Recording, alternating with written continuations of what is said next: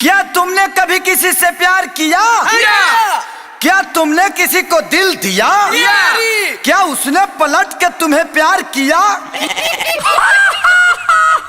का बोल रहे? पीछे देखो।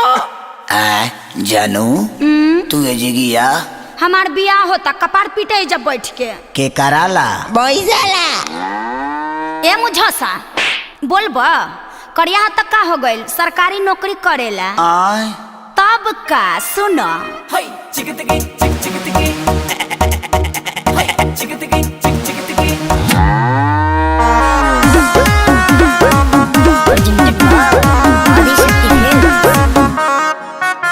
दरोगा तोहर बाबू तू रह गइल बेकार हारे हारे हारे हम सनम तुमसे हारे कोई हाली कहे कि सरकारी नौकरी ले लो दरोगा तोहर बाबू तू रह गइल बेकार हारे हारे हारे हम सनम तुमसे हारे मनाया ना बात छुटल ही से साथे रे जिंदगी भरई हम कथा।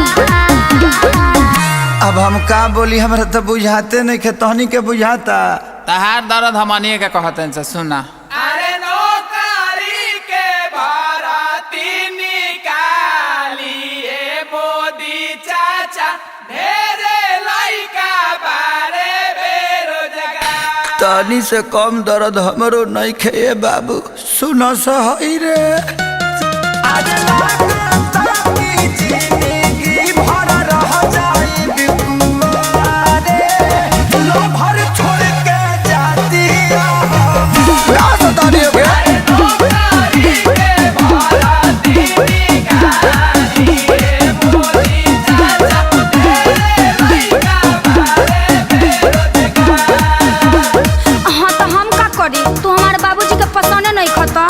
अरे तो तोरा बाबूजी के हमरा पर रहे के बा कि तोरा रहे के बा? अरे हमरे रहे के बा लेकिन बोला तू ही का करी?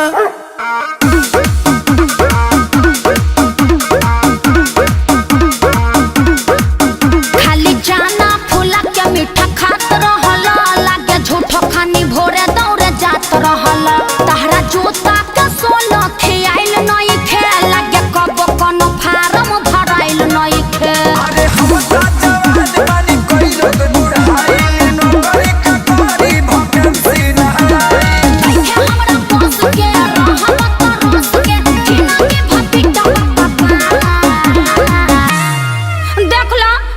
सरकारी नौकरी तो ना होई बिया हम का करिए दादा।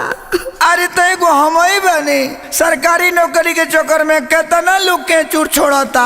हाँ तो तू छोड़बा का ओकरा साथ ही सोचा तानी। अरे नौकरी के भर्ती निकालिए नीतीश चाचा ढेरे लइका बारे बेरोजगार। अरे मजनू सनम बड़ा काहे अत्याचार लगाता रहता सुनील गोहार सारा अरे हमनी से के अपन बेटी बियाही